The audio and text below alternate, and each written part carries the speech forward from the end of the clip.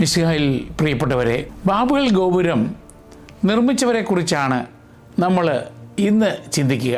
Babel ഗോപുര നിർമ്മാണത്തിൻ്റെ പ്രസിദ്ധമായ കഥ ഉൽപ്പത്തി പുസ്തകത്തിൻ്റെ 11-ാം അധ്യായം 1 മുതൽ 9 വരെയുള്ള വാക്യങ്ങളിലാണ് വിവരിക്കുന്നത്. ഈ ലഘുവിവരണത്തിൽ ആഴമായ ദൈവശാസ്ത്ര പാഠങ്ങൾ നമുക്ക് കാണുവാൻ കഴിയും. ബാബേലിൻ്റെ നിർമ്മാതാക്കൾ ആരായിരുന്നു? അവർ എവിടെ നിന്ന് വന്നു? എന്തുകൊണ്ടാണ് അവർ ഈ സാഹസ പദ്ധതി ഏറ്റെടുത്തത്? ഇവയെല്ലാം നമുക്ക് താല്പര്യമുളവാക്കുന്ന വിഷയങ്ങളാണ്. ഉൽപ്പത്തി പുസ്തകപ്രകാരം ബാബേലിൻ്റെ നിർമ്മാതാക്കൾ നോഹയുടെ വെള്ളപ്പൊക്കത്തിന് ശേഷമുള്ള പിൻഗാമികളായിരുന്നു. ആധുനിക ലോകത്തിലെ എല്ലാ ആളുകളും നോഹയുടെയും അവൻ്റെ 3 പുത്രന്മാരുടെയും പിൻഗാമികളാണ്. കാരണം അതിനു മുമ്പുണ്ടായിരുന്നവർ ജലപ്രളയത്താൽ നശിപ്പിക്കപ്പെട്ടു. ഉൽപ്പത്തി പുസ്തകത്തിൻ്റെ 10-ാം അധ്യായത്തിലെ ജനതകളുടെ പട്ടികയിൽ നോഹയുടെ 3 പുത്രന്മാരായിരുന്ന ഷെം, ഹാം, ജാഫത്ത് എന്നിവരിൽ നിന്ന് വിവിധ ജനതകൾ എങ്ങനെ ഉത്ഭവിച്ചുവെന്ന് വിശദീകരിക്കുന്നുണ്ട്. നോഹയുടെ പിൻഗാമികൾ വർദ്ധിച്ചപ്പോൾ അവർ ഷീനാർ താഴ്വരയിൽ താമസമാക്കി. ആ പ്രദേശം മെസപ്പൊട്ടോമിയ എന്നും അറിയപ്പെടുന്നു. ടൈഗ്രീസ്, യൂഫ്രട്ടീസ് നദികൾക്കിടയിലുള്ള ഫലഭൂയിഷ്ഠമായ സമതലമായിരുന്നു ആ പ്രദേശം. നോഹയുടെ മകനായിരുന്ന ഹാമിൻ്റെ വംശാവലി ബാബേൽ നഗരത്തിൻ്റെയും ഗോപുരത്തിൻ്റെയും നിർമ്മാതാവായി അറിയപ്പെടുന്ന കൂഷിലൂടെയുള്ള നിമ്രോദ് എന്ന ശക്തനായ നേതാവിലേക്ക് ചെന്നെത്തുന്നു. ഉൽപ്പത്തിയുടെ 10:8 നാം വായിക്കുന്നു, കുഷിന് നിമ്രോദ് എന്നൊരു പുത്രൻ ജനിച്ചു. അവനാണ് ഭൂമിയിലെ ആദ്യത്തെ വീരപുത്രൻ. 1-ാം നൂറ്റാണ്ടിലെ യഹൂദ ചരിത്രകാരനായ ഫ്ലേവിയസ് ജോസഫീസ് നിമ്രോദിനെ അവതരിപ്പിച്ചിരിക്കുന്നത് ദൈവത്തെ ധിക്കരിച്ച ഈ ധീരനായ നിർമ്മാണ പദ്ധതിക്ക് ആളുകളെ പ്രേരിപ്പിച്ച അഹങ്കാരിയായ രാജാവായാണ്. മനുഷ്യ അഹങ്കാരത്തിൻ്റെയും മത്സരബുദ്ധിയുടെയും വ്യക്തിത്വം നിമ്രോദിൽ പല ക്രിസ്തീയ വ്യാഖ്യാതാക്കളും കാണുന്നുണ്ട്. ഭൂമിയിൽ ഒരു ഭാഷയും ഒരു സംസാര രീതിയും മാത്രമേ ഉണ്ടായിരുന്നുള്ളൂ എന്ന് ഉൽപ്പത്തി 11:1 ഊന്നി പറയുന്നു. അത് അക്കാലത്തെ ഭാഷയുടെയും സംസ്കാരത്തിൻ്റെയും ഐക്യത്തെ സൂചിപ്പിക്കുന്നു. എന്നിരുന്നാലും ഒരു സംശയം ഉയർന്നു വരുന്നു. അതിനു മുൻപുള്ള ഉൽപ്പത്തി 11-ാം അധ്യായത്തിൽ ഇതിനകം തന്നെ അവരുടെ ഭാഷകൾ, ദേശങ്ങൾ, ഗോത്രങ്ങൾ, ജനതകൾ എന്നിവയനുസരിച്ച് വിവിധ വംശങ്ങളെ പട്ടികപ്പെടുത്തിയിരിക്കുന്നു.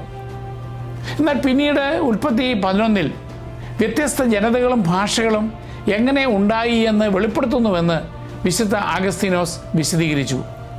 അതായത് ബാബേലിൻ്റെ വിവരണം വിവിധ ഭാഷകളുടെ ഉത്ഭവ കാരണത്തെക്കുറിച്ചുള്ള മുൻ പരാമർശനത്തെ വിശദീകരിക്കുന്ന ഒരു ഫ്ലാഷ് ബാക്കാണ്.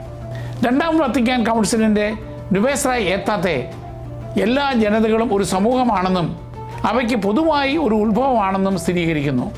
ബാബേലിൻ്റെ കഥ ഒരു സമൂഹമായി ഐക്യദാർഢ്യത്തോടെ ജീവിക്കുന്നതിൽ നിന്ന് ആരംഭിച്ച് അവർ വ്യത്യസ്ത ഭാഷക്കാരും ദേശക്കാരുമായി എങ്ങനെ ചിതറിക്കപ്പെടുന്നുവെന്ന് വിശദമാക്കുന്നു.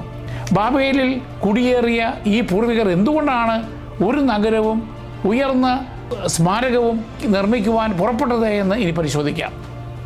ഉൽപ്പത്തി പുസ്തകം ഈ നിർമ്മാതാക്കളുടെ ലക്ഷ്യം വ്യക്തമാക്കുന്നുണ്ട്. ഷീനാർ സമതലത്തിൽ സ്ഥിരതാമസമാക്കിയ ആളുകൾ പരസ്പരം പറഞ്ഞു, നമുക്കൊരു പട്ടണവും ആകാശം മുട്ടുന്ന ഒരു ഗോപുരവും തീർത്ത് പ്രശസ്തി നിലനിർത്താം, അല്ലെങ്കിൽ നാം ഭൂമുഖത്താകെ ചിന്നിച്ചിതറിപ്പോകും. ഉൽപ്പത്തി 11:4. ഈ വാക്യത്തിൽ അവരുടെ 3 ദുരുദ്ദേശങ്ങൾ വ്യക്തമാണ്. ഒന്ന്, അവർ പറഞ്ഞു, നമുക്കൊരു പട്ടണവും ആകാശം മുട്ടുന്ന ഒരു ഗോപുരവും നിർമ്മിക്കാം. വളരെ ഉയരമുള്ള ഒരു കെട്ടിടമെന്നേ ഇതിനർത്ഥമാകുന്നുള്ളൂ എങ്കിലും ദൈവത്തിൻ്റെ ഉന്നത തലത്തിലേക്ക് എത്തിക്കാൻ സ്വയം ശ്രമിക്കുന്ന മനുഷ്യൻ്റെ അഹന്തയെയാണ് ഇത് സൂചിപ്പിക്കുന്നത്. അസാമാന്യ ഉയരമുള്ള ഒരു ഗോപുരം പണിയുന്നതിൻ്റെ ഉദ്ദേശം ഭാവിയിൽ മറ്റൊരു ജലപ്രളയത്തിലൂടെ ദൈവത്തിൽ നിന്നും ഉണ്ടാകാവുന്ന ശിക്ഷയെ മറികടക്കുക എന്ന ഉദ്ദേശം ഉൾക്കൊണ്ടിരുന്നു. ദൈവാശ്രയമില്ലാതെ അവർ സ്വന്തം സുരക്ഷയ്ക്കായി ദൈവത്തോട് മത്സരിച്ചു. രണ്ടാമത് അവർ പറഞ്ഞു, നമുക്ക് പ്രശസ്തി നിലനിർത്താം. ബാബേൽ ഗോപുര നിർമ്മാതാക്കൾ പ്രശസ്തി ആഗ്രഹിച്ചു. അവരുടെ പിൻതലമുറകളിലേക്ക് ശാശ്വത മഹത്വം അവർ കാക്ഷിച്ചു. ബൈബിൾ കാലത്ത് പ്രശസ്തി ഉണ്ടാക്കുക എന്നത് ഒരാളുടെ പ്രവൃത്തികളുടെ മഹത്വമോ അമർത്യതയോ തേടുന്നതിനെയാണ് സൂചിപ്പിക്കുന്നത്. തങ്ങൾക്ക് വേണ്ടി സ്വയം പ്രശസ്തി ഉണ്ടാക്കുക എന്ന അഹങ്കാരമായിരുന്നു ബാബേലിൻ്റെ പാപം. ദൈവനാമത്തിന് മഹത്വം നൽകുന്നതിനേക്കാൾ അവർ സ്വയം ഉയർത്തുവാൻ ശ്രമിച്ചു. മൂന്നാമത് അവർ പറഞ്ഞു, അല്ലെങ്കിൽ നാം ഭൂമുഖത്താകെ ചിന്നിച്ചിതറിപ്പോകും. ഇത് ഉൽപ്പത്തി പുസ്തകം 9:1 നോഹയുടെ പിൻഗാമികളോട് ഭൂമിയിൽ നിറയുക എന്ന ദൈവത്തിൻ്റെ കൽപ്പനയ്ക്ക് എതിരാണ്. ഭൂലോകമെങ്ങും വ്യാപിക്കണമെന്ന ദൈവകൽപ്പനയ്ക്കെതിരെ നിമ്രോദും അവൻ്റെ തലമുറയും മത്സരിച്ചു. ഒരു നഗരം പണിയുവാനും എന്നേക്കും ഒരുമിച്ച് താമസിക്കുവാനും അവർ സ്വയം തീരുമാനമെടുത്തു. ഉൽപ്പത്തി 11:5 നാം വായിക്കുന്നു, മനുഷ്യൻ നിർമ്മിച്ച നഗരവും ഗോപുരവും കാണുവാൻ കർത്താവ് ഇറങ്ങി വന്നു. ദൈവം ഇറങ്ങി വന്ന എന്ന മനുഷ്യസഹജമായ ഈ ഭാഷാപ്രയോഗം അക്ഷരാർത്ഥത്തിലല്ല, മനുഷ്യകാര്യങ്ങളിലെ ദൈവത്തിൻ്റെ അടുത്ത ഇടപെടലിനെ പ്രകടിപ്പിക്കുന്നു. ഭൗമിക മാർഗങ്ങളിലൂടെ സ്വർഗത്തിലേക്ക് ഉയരുവാനുള്ള മനുഷ്യ ശ്രമങ്ങൾക്ക് വിപരീത പ്രയോഗമാണ് ഇത്. അടുത്ത വാക്യത്തിൽ ഉൽപ്പത്തി 11:6 നാം വായിക്കുന്നു, അവിടുന്ന് പറഞ്ഞു, അവരിപ്പോൾ ഒരു ജനതയാണ്, അവർക്ക് ഒരു ഭാഷയും. അവർ ചെയ്യാനിരിക്കുന്നതിൻ്റെ തുടക്കമേ ആയിട്ടുള്ളൂ. ചെയ്യുവാൻ ഒരുമ്പെടുന്നതൊന്നും അവർക്കിനി അസാധ്യമായിരിക്കുകയില്ല. മനുഷ്യ ഐക്യമോ കഴിവോ ദൈവത്തെ ഭീഷണിപ്പെടുത്തുന്നില്ല. പക്ഷേ ദൈവത്തെ വിസ്മരിച്ചുള്ള മനുഷ്യൻ്റെ അനിയന്ത്രിതമായ അഹങ്കാരത്തിൻ്റെയും മത്സരത്തിൻ്റെയും അപകടം ദൈവം കണ്ടു. അവരുടെ ഐക്യം ദൈവത്തെ മഹത്വപ്പെടുത്തുവാനല്ല, മറിച്ച് അവിടുത്തെ എതിർക്കുവാനാണ് ലക്ഷ്യമിട്ടത്. ദൈവകൽപ്പനകളെ തിരസ്കരിച്ചുള്ള ഐക്യം കൂട്ടായ പാപത്തിലേക്ക് എങ്ങനെ നയിക്കുമെന്ന് ഇത് കാണിക്കുന്നു. ഇതിന് വിപരീതമായി ദൈവത്തെ മഹത്വപ്പെടുത്തുന്നതിന് ക്രിസ്ത്യാനികൾ എങ്ങനെ ഐക്യപ്പെടണമെന്ന് ഈശോയും ശിഷ്യന്മാരും പഠിപ്പിച്ചു. ഇനി ഉൽപ്പത്തി 11:7 നാം വായിക്കുന്നു, ദൈവം പറഞ്ഞു, നമുക്ക് ഇറങ്ങിച്ചെന്ന് അവരുടെ ഭാഷ പരസ്പരം ഗ്രഹിക്കാനാവാത്ത വിധം ഭിന്നിപ്പിക്കാം. നമുക്ക് എന്ന ബഹുവചന പ്രയോഗം പരിശുദ്ധ ത്രിത്വത്തെ സൂചിപ്പിക്കുന്നു. ഭാഷയുടെ ഭിന്നിപ്പ് ഒരു ശിക്ഷയും വഴിതിരിച്ചു വിടലുമാണ്. അത് പാപകരമായ ഐക്യത്തെ തകർക്കുകയും ഭൂമിയെ നിറയ്ക്കുക എന്ന ദൈവിക കൽപ്പന നടപ്പിലാക്കുകയും ചെയ്യുന്നു. ഉൽപ്പത്തി 9:1. ഉൽപ്പത്തി 11:8 നാം വായിക്കുന്നു, അങ്ങനെ കർത്താവ് അവരെ ഭൂമുഖത്തെല്ലാം ചിതറിച്ചു, അവർ പട്ടണം പണി ഉപേക്ഷിച്ചു. അതുവഴി ഉൽപ്പത്തി 1:28, 9:1 എന്നിവയിലെ ഭൂതലമാകെ മാനവകുലം നിറയണമെന്ന ദൈവനിയോഗം പ്രാവർത്തികമായി. ഈ ചിതറിക്കൽ ഒരു തിരുത്തലാണ്. ഭൂമിയാകെ ജനവാസമുള്ളതായി ഇരിക്കണമെന്നതാണ് ദൈവത്തിൻ്റെ ഇഷ്ടം. അതൊരു നഗരത്തിൻ്റെ മാത്രം ആധിപത്യത്തിൽ കേന്ദ്രീകരിക്കപ്പെടേണ്ടതല്ല. ഉൽപ്പത്തി 11:9 നാം വായിക്കുന്നു, അതുകൊണ്ടാണ് ആ സ്ഥലത്തിന് ബാബേൽ എന്ന് പേരുണ്ടായത്. അവിടെ വെച്ചാണ് കർത്താവ് ഭൂമിയിലെ ഭാഷ ഭിന്നിപ്പിച്ചതും അവരെ നാടാകെ ചിതറിച്ചതും. ബാബേൽ എന്ന ഹെബ്രായ നാമം ആശയക്കുഴപ്പമുണ്ടാക്കുക എന്നർത്ഥമുള്ള ബെലാൽ എന്ന വാക്കിനോട് സാമ്യമുള്ളതാണ്. പിന്നീട് അത് മനുഷ്യൻ്റെ അഹങ്കാരത്തിനും വിഗ്രഹാരാധനയ്ക്കും പര്യായമായി മാറി. ദൈവത്തെ അവഗണിച്ചുള്ള അഹങ്കാരപരമായ ഐക്യം ക്രമക്കേടിലേക്കും ചിതറിക്കലിലേക്കും നയിക്കുന്നുവെന്ന് ഈ ഭാഗം പഠിപ്പിക്കുന്നു. അടുത്തതായി നമുക്ക് ബാബേലിൻ്റെ ചരിത്രം നോക്കാം. കാരണം ബാബിലോണിയൻ ചരിത്രം ബൈബിളിലെ ഇസ്രായേൽ ചരിത്രവുമായി ബന്ധപ്പെട്ടാണ് ഇരിക്കുന്നത്. ബൈബിൾ അനുസരിച്ച് നോഹയുടെ കാലത്തെ മഹാജലപ്രളയത്തിന് ശേഷം സ്ഥാപിതമായ ആദ്യകാല നഗരങ്ങളിലൊന്നാണ് ബാബേൽ. ശക്തനായ വേട്ടക്കാരനും രാജാവുമായ നിമ്രോദാണ് ഇതിലെ പ്രധാന താരം. പുരാതന നിയർ ഈസ്റ്റിലെ ഏറ്റവും പ്രധാനപ്പെട്ടതും സ്വാധീനമുള്ളതുമായ നഗരങ്ങളിൽ ഒന്നായി ബാബേൽ മാറി. പരസ്പരം മനസ്സിലാക്കുവാൻ കഴിയാത്തതിനാൽ ഗോപുരവും നഗരവും നിർമ്മിക്കാനാവാതെ അകാലത്തിൽ ഉപേക്ഷിക്കുകയും ആളുകൾ ചിതറിപ്പോവുകയും ചെയ്തെങ്കിലും ബാബേൽ നഗരം പിൽക്കാലത്ത് പുനഃസ്ഥാപിക്കപ്പെടുന്നതായി നമുക്ക് കാണാം. നൂറ്റാണ്ടുകളോളം മനുഷ്യചരിത്രത്തിലെ ഏറ്റവും മഹത്തായ നഗരങ്ങളിലൊന്നായി ഈ ബാബേൽ അല്ലെങ്കിൽ ബാബിലോണിയ നിലനിന്നു. BC 1894 മുതൽ 1595 കാലഘട്ടത്തിൽ അമോറൈറ്റ് രാജവംശവും ഒന്നാം ബാബിലോണിയൻ സാമ്രാജ്യവും ഉയർന്നു വന്നു. സെമിറ്റിക് ജനതയായിരുന്നു അക്കാലത്ത് നഗര നിയന്ത്രണം ഏറ്റെടുത്തത്. BC 1792 മുതൽ 1750 കാലഘട്ടത്തിൽ ഭരിച്ച ഹമ്മുറാബി ആയിരുന്നു ഈ കാലഘട്ടത്തിലെ ഏറ്റവും പ്രശസ്തനായ രാജാവ്. ശക്തനായ ഒരു സാമ്രാജ്യ തലസ്ഥാനമായി അദ്ദേഹം ബാബിലോണിനെ വികസിപ്പിച്ചു. മെസപ്പൊട്ടോമിയയുടെ ഭൂരിഭാഗവും അദ്ദേഹം ഏകീകരിച്ചു. ഹമ്മുറാബിയുടെ പിൻഗാമികൾ ദുർബലരായതിനു ശേഷം ബാബിലോൺ ഹിത്യരുടെ കൈകളിലായി, പിന്നീട് കസൈറ്റുകളുടെ കൈകളിലായി. BC 1595 മുതൽ 1155 കാലഘട്ടത്തിലെ കസൈറ്റ് രാജവംശം നൂറ്റാണ്ടുകളോളം സമാധാനപരമായി ബാബിലോണിയയെ ഭരിച്ചു. നഗരത്തിൻ്റെ രക്ഷാധികാരിയായി വിശ്വസിക്കപ്പെട്ട മർദൂക്കിൻ്റെ ആ ദേവൻ്റെ ആരാധനയിൽ കേന്ദ്രീകരിച്ച് ബാബിലോൺ മെസപ്പൊട്ടോമിയയുടെ മതപരവും സാംസ്കാരികവുമായ ഹൃദയമായി മാറി. BC 9 മുതൽ 7 വരെ നൂറ്റാണ്ടുകളിൽ ശക്തമായ അസീറിയൻ സാമ്രാജ്യത്തിൻ്റെ ഉദയകാലത്ത് ബാബിലോൺ പലപ്പോഴും അസീറിയൻ നിയന്ത്രണത്തിലായി. എന്നിരുന്നാലും പുണ്യനഗരം എന്ന അന്തസ്സ് കാരണം ബാബിലോൺ ഒരു അർത്ഥസ്വതന്ത്ര പദവി നിലനിർത്തി. അക്കാലത്ത് അസീറിയൻ രാജാക്കന്മാർ ബാബിലോണിയൻ കലാപങ്ങളെ നേരിടേണ്ടി വന്നു. BC 689 സെനാച്ചെറിബ് ബാബിലോണിനെ നിഷ്ഠൂരമായി നശിപ്പിച്ചു. കൽദായ നേതാവായ നെബോപൊളാസർ അസിറിയയ്ക്കെതിരെ മത്സരിക്കുകയും BC 626 ബാബിലോണിയൻ സ്വാതന്ത്ര്യം പുനഃസ്ഥാപിക്കുകയും ചെയ്തു.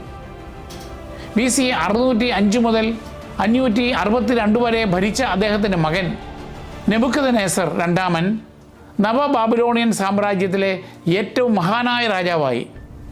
BC 587-586 കാലഘട്ടത്തിൽ നെബൂഖദ്നേസർ ജെറുസലം കീഴടക്കി. അയാൾ സോളമൻ നിർമ്മിച്ച ജെറുസലം ദേവാലയം നശിപ്പിച്ചതും യഹൂദ ജനതയെ ബാബിലോണിയയിൽ പ്രവാസികളാക്കി നാടുകടത്തിയതും ബൈബിളിൽ രേഖപ്പെടുത്തുന്നുണ്ട്. 2 രാജാക്കന്മാർ 24-25 അധ്യായങ്ങളും 2 ദിനവൃത്താന്തം 36 അധ്യായവും. നെബൂഖദ്നേസറിൻ്റെ മരണശേഷം ദുർബലരായ ഭരണാധികാരികളും ആഭ്യന്തര കലാഹങ്ങളും ബാബിലോണിയൻ സാമ്രാജ്യത്തെ ദുർബലപ്പെടുത്തി. BC 539 പേർഷ്യയിലെ മഹാനായ സൈറസ് വലിയ യുദ്ധമില്ലാതെ ബാബിലോൺ കീഴടക്കി. അയാളെ ബാബിലോൺ നിവാസികൾ ഒരു വിമോചകനായി സ്വാഗതം ചെയ്തതായും റിപ്പോർട്ടുണ്ട്. അങ്ങനെ ബാബിലോൺ പേർഷ്യൻ സാമ്രാജ്യത്തിൻ്റെ ഒരു പ്രവിശ്യയായി മാറി. നഗരത്തിന് പ്രാധാന്യം നിലനിർത്തിയെങ്കിലും ഒരു സ്വതന്ത്ര ശക്തിയായി ബാബിലോൺ നിലനിന്നില്ല.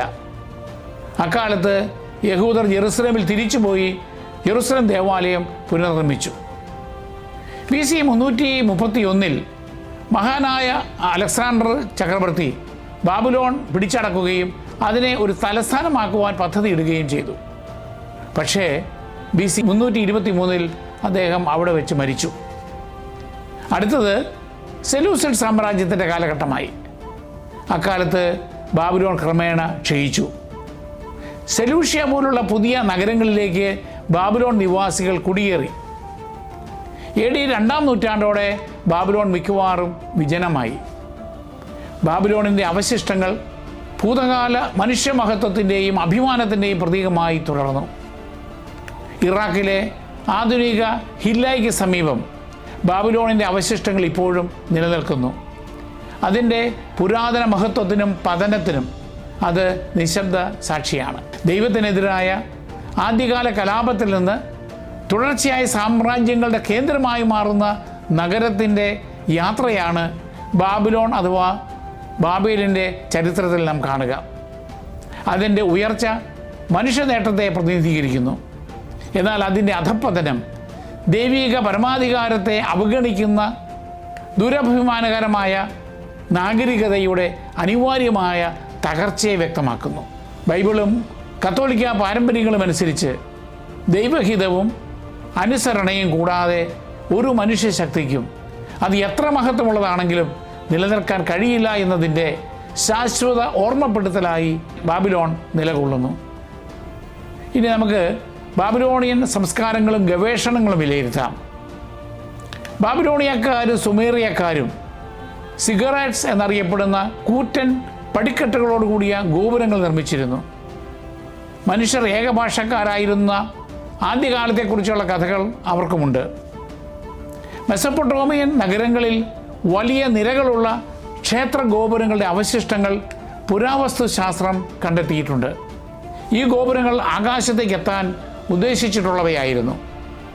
ഉൽപ്പത്തി പുസ്തകത്തിൽ വിവരിക്കുന്നത് പോലെ ചുട്ടുപഴിപ്പിച്ച ഇഷ്ടികകളും കളിമണ്ണും ഉപയോഗിച്ചാണ് അക്കാലത്ത് ഗോപുരങ്ങൾ നിർമ്മിച്ചിരുന്നത്. കാരണം മെസപ്പൊട്ടോമിയൻ സമതലത്തിൽ കല്ലും കുമ്മായവും ലഭ്യമല്ലായിരുന്നു. ബാബേൽ ഗോപുരത്തിൻ്റെ കഥ ബാബിലോണിയൻ സിഗരറ്റിൽ നിന്ന് പ്രചോദനം ഉൾക്കൊണ്ടതാണെന്ന് ചില ആധുനിക പണ്ഡിതന്മാർ വിശ്വസിക്കുന്നു. പുരാതന മെസപ്പൊട്ടോമിയക്കാർക്ക് നിർമ്മാണം പൂർത്തിയാകാത്ത അതിപുരാതനമായ ഒരു കൂറ്റൻ ഗോപുരത്തെക്കുറിച്ച് അറിവുണ്ടായിരുന്നു. ആ ഓർമ്മ പുരാവസ്തു ഗവേഷണവും പഠന തെളിവുകളും സൂചിപ്പിക്കുന്നുണ്ട്. ബാബേലിൻ്റെ നിർമ്മാതാക്കൾ ആകാശമൊട്ടെ ഒരു സിഗരറ്റ് നിർമ്മിക്കാനാണ് ശ്രമിച്ചത്. അതിൻ്റെ ഉദ്ദേശം ദൈവനിന്ദയായിരുന്നു എന്നതാണ് പ്രസക്തമായ പ്രശ്നം. ദൈവിക ഇടപെടലാൽ പിന്നീട് ആശയക്കുഴപ്പത്തിലായ ഏകഭാഷയുടെ സുമേറിയൻ ഇതിഹാസങ്ങൾ പുരാതന സുമേറിയൻ പുരാണങ്ങളിലും ലഭ്യമാണ്. നരവംശ ശാസ്ത്രജ്ഞരും പുരാണ ശാസ്ത്രജ്ഞരും വിവിധ സംസ്കാരങ്ങളിലെ ഗോപുര നിർമ്മാണത്തിൻ്റെയും ഭാഷാ വൈവിധ്യവൽക്കരണത്തിൻ്റെയും ഇതിഹാസങ്ങൾ രേഖപ്പെടുത്തിയിട്ടുണ്ട്. എന്നിരുന്നാലും പ്രധാനമായും ബൈബിളിലെ ഈ കഥയുടെ ഉദ്ദേശം ദൈവശാസ്ത്ര സത്യം അറിയിക്കുക എന്നതാണ്. മനുഷ്യൻ്റെ അഹങ്കാരവും പൊങ്ങച്ചവും വിഭജനത്തിലേക്കും ആശയക്കുഴപ്പത്തിലേക്കും നയിക്കുന്നു. ദൈവത്തോടുള്ള എളിമയും അനുസരണവും വഴിയെ ഐക്യത്തിലേക്ക് എത്തുവാൻ കഴിയൂ. ദൈവശാസ്ത്രപരമായ അർത്ഥത്തിൽ ബാബേൽ ഗോപുര നിർമ്മാണ വിവരണം ഒരു യഥാർത്ഥ കഥയായി കാണുവാൻ കഴിയും. ദൈവ മനുഷ്യ സ്വഭാവങ്ങളെ അത് പഠിപ്പിക്കുന്നു. സഭാപിതാക്കന്മാർ ഇതിനെ പ്രതീകാത്മകമായി അവതരിപ്പിക്കുന്നുണ്ട്. ഉദാഹരണത്തിന് സിറ്റി ഓഫ് ഗോഡ് എന്ന വിശുദ്ധ അഗസ്തീനോസിൻ്റെ ഗ്രന്ഥത്തിൽ ബാബേലിനെ അഥവാ ബാബിലോണിയായെ ദൈവത്തിന് എതിരായ മനുഷ്യൻ്റെ ഭൗതിക നഗരത്തിൻ്റെ മാതൃകയായി കാണുന്നു. അതേസമയം ജെറൂസലം ദൈവത്തിൻ്റെ നഗരത്തെ പ്രതിനിധീകരിക്കുന്നു. മനുഷ്യരുടെ പാപത്തിൻ്റെയും ദൈവിക ഇടപെടലിൻ്റെയും ഫലമായിട്ടാണ് ഭാഷയുടെയും സംസ്കാരങ്ങളുടെയും വിഭജനമുണ്ടായത് ദൈവശാസ്ത്രപരമായ ധാരണ. കത്തോലിക്ക സഭ ബാബേൽ അനുഭവത്തെയും അപ്പസ്തോല പ്രവൃത്തികൾ 2-ാം അധ്യായത്തിലെ പെന്തക്കോസ്ത സംഭവത്തെയും തമ്മിൽ വ്യക്തമായ സമാന്തരം കാണുന്നുണ്ട്. പെന്തക്കോസ്ത ബാബേലിൻ്റെ വിപരീത ഫലമായി അവതരിപ്പിക്കുന്നു. ബാബേൽ ഭാഷകൾ ചിതറിച്ചപ്പോൾ പെന്തക്കോസ്ത സംഭവം പരിശുദ്ധാത്മാവിലൂടെ എല്ലാ ഭാഷക്കാർക്കും സുവിശേഷം മനസ്സിലാക്കാവുന്നതാക്കി. സഭയിൽ എല്ലാ ഭാഷകളിലുമുള്ള ആളുകൾക്ക് ഒരുമിച്ച് പ്രാർത്ഥിക്കുവാനും ഒരേ വിശ്വാസം പങ്കിടാനും ഏക കുടുംബമാകുവാനും കഴിയും. ഇത് മനുഷ്യർ തമ്മിൽ ഒന്നായിരിക്കണമെന്ന ദൈവത്തിൻ്റെ ആഗ്രഹം നിറവേറ്റുന്നു. ബാബേൽ ഗോപുര കഥയിൽ നിന്ന് നമുക്ക് എന്ത് സന്ദേശങ്ങൾ ഉൾക്കൊള്ളുവാൻ കഴിയുമെന്ന് ചിന്തിക്കാം. ഒന്നാമതായി, അഹങ്കാരത്തിൻ്റെയും സ്വയം മഹത്വീകരണത്തിൻ്റെയും പരാജയം. ദുരഭിമാനത്തെ പലപ്പോഴും മാരകമായ പാപം എന്ന് വിളിക്കുന്നത് എന്തുകൊണ്ടാണെന്ന് ബാബേൽ വിവരണം വ്യക്തമാക്കുന്നു. ബാബേൽ നിർമ്മാതാക്കൾ തങ്ങളുടെ സൃഷ്ടാവിനെ മഹത്വപ്പെടുത്തുന്നതിന് പകരം സ്വയം മഹത്വപ്പെടുത്തുവാൻ, അങ്ങനെ പ്രശസ്തി നേടുവാൻ ശ്രമിച്ചു. നമ്മുടെ സ്വന്തം ജീവിതത്തിൽ ബാബേലിൻ്റെ ഈ വിഡ്ഢിത്തം നാം ആവർത്തിക്കുന്നു. സങ്കീർത്തനങ്ങൾ 127:1 നാം ഇപ്രകാരം ആലപിക്കുന്നു: കർത്താവ് ഭവനം പണിയുന്നില്ലെങ്കിൽ പണിക്കാരുടെ അധ്വാനം വ്യർത്ഥമാണ്. രണ്ടാമത്തെ സന്ദേശം, ദൈവത്തെ അംഗീകരിക്കാതെയുള്ള ശ്രമങ്ങൾ നിലനിൽക്കില്ല.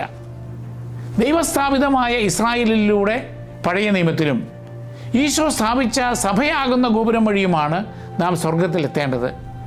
അല്ലാത്ത ശ്രമങ്ങൾ ലക്ഷ്യത്തിൽ എത്തുകയില്ല. ബാബേലിൻ്റെ നിർമ്മാതാക്കൾ ദൈവത്തോട് പ്രാർത്ഥിക്കുകയോ ആലോചിക്കുകയോ ചെയ്തില്ല. ദൈവം അപ്രസക്തനാണെന്ന മട്ടിൽ അവർ പ്രവർത്തിച്ചു. മൂന്നാമത്തെ സന്ദേശം, ദൈവഹിതത്തോടുള്ള അനുസരണത്തിൻ്റെയും വിധേയത്വത്തിൻ്റെയും മൂല്യം. ഭൂമിയാകെ മാനവകുലം നിറയണമെന്ന ദൈവകൽപ്പനയെ തിരസ്കരിച്ച പ്രവൃത്തിയായിരുന്നു ബാബേൽ സംഭവം. തങ്ങൾ ഭൂതലമാകെ ചിതറി പാർക്കാതിരിക്കാനാണ് അവർ ബാബേൽ നഗരം നിർമ്മിക്കുവാൻ ശ്രമിച്ചത്. ഫലം വൻ പരാജയമായി. ലൂക്കായുടെ സുവിശേഷം 1:38 പരിശുദ്ധ മറിയം പറഞ്ഞു: ഇതാ കർത്താവിൻ്റെ ദാസി, നിന്റെ വാക്ക് എന്നിൽ നിറവേറട്ടെ.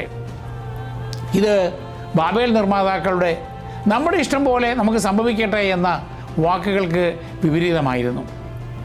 അനുസരണം അനുഗ്രഹത്തിലേക്കും ഐക്യത്തിലേക്കും നയിക്കും. എന്നാൽ അഹങ്കാരത്തിൽ അധിഷ്ഠിതമായ അനുസരണക്കേട് അനൈക്യത്തിലേക്കും ഭിന്നതയിലേക്കും നയിക്കും. നാലാമത്തെ സന്ദേശം, കലഹപ്രിയരുടെ ഐക്യവും വിശ്വാസികളുടെ അനൈക്യവും അപകടകരമാണ്. ദുഷ്ടന്മാർ ഒന്നിക്കുമ്പോൾ ബാബേലിലെ പോലെ ദൈവം ഇടപെടുന്നില്ലെങ്കിൽ അവർ ലോകത്തിൽ വിനാശം വിതയ്ക്കും. നിരപരാധികളെ അവർ ദ്രോഹിച്ചേക്കാം, സഭയെ പീഡിപ്പിച്ചേക്കാം. നീതിമാന്മാർ വിഭജിക്കുമ്പോൾ അവരുടെ ദൗത്യം ദുർബലമാവുകയും എതിർ സാക്ഷ്യമാവുകയും ലോകത്തിൽ ക്രിസ്തുവിൻ്റെ പ്രകാശം മങ്ങുകയും ചെയ്യുന്നു. ക്രിസ്തീയ സഭകളും കുടുംബങ്ങളും വിഭജിക്കപ്പെടുമ്പോൾ അവ ദുർബലമാകുകയോ സ്വയം നശിക്കുകയോ ചെയ്യുന്നു. അഞ്ചാമത്തെ സന്ദേശം, ദൈവകോപത്തിൽ നിന്ന് രക്ഷപ്പെടുവാനുള്ള മാർഗം സ്വയം പ്രതിരോധിക്കലല്ല. നോഹയുടെ കാലത്തെ പോലെ ജലപ്രളയത്തിലൂടെ തങ്ങളെ ശിക്ഷിച്ചാൽ രക്ഷപ്പെടാനാണ് ബാബേൽ ജനത ഗോപുരം നിർമ്മിച്ചത്.